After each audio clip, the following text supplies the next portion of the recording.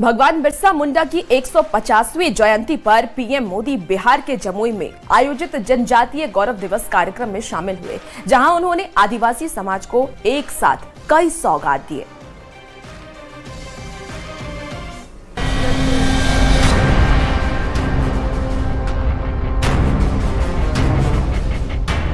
धरती आबा भगवान बिरसा मुंडा की 150वीं जयंती पर प्रधानमंत्री नरेंद्र मोदी ने बिहार के जमुई आयोजित जनजातीय गौरव दिवस के कार्यक्रम में शिरकत की। पीएम ने यहां आदिवासियों के लिए सौगात दी। 6,640 करोड़ की परियोजनाओं का लोकार्पण और शिलान्यास किया।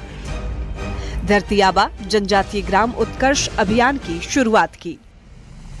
प्रधानमंत्री नरेंद्र मोदी ने कहा कि इतिहास में आदिवासी समाज को न्याय नहीं मिला, जिसे दूर करने का वो एक ईमानदार प्रयास कर रहे हैं। आजादी के बाद आदिवासी समाज के योगदान को इतिहास में वो स्थान नहीं दिया गया जिसका मेरा आदिवासी समाज हकदार था। रैली को संबोधित करते हुए पीएम मोदी ने सिर्फ आदिवासी समाज के देश की आजादी से लेकर के देश के विकास में योगदान की जमकर सराहना की। साथ ही उन्होंने कहा कि आदिवासी समाज ही है जिन्होंने राजकुमार राम को भगवान राम बना दिया।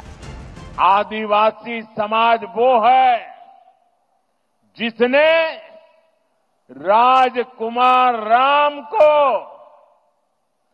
भगवान राम बनाया।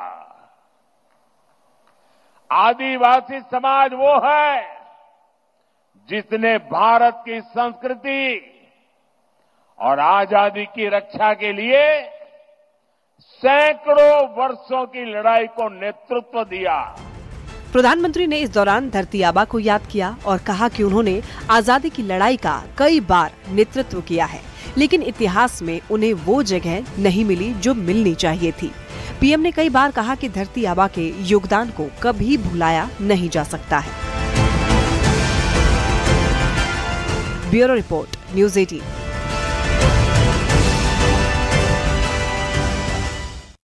झारखंड के कोल्हान के किले की लड़ाई खत्म हो चुकी है, लेकिन संथाल का संग्राम अभी बाकी है और संथाल का सबसे बड़ा मुद्दा बांग्लादेशी घुसपैठ का है, जो पूरे संथाल की सियासत पर असर डाल रहा है। ऐसे में दूसरे चरण के चुनाव प्रचार में एनडीए सबसे ज्यादा घुसपैठ के मुद्दे पर ही हमलावर है, तो इंडिया अलायंस भी जवाब देने में पीछे नहीं है।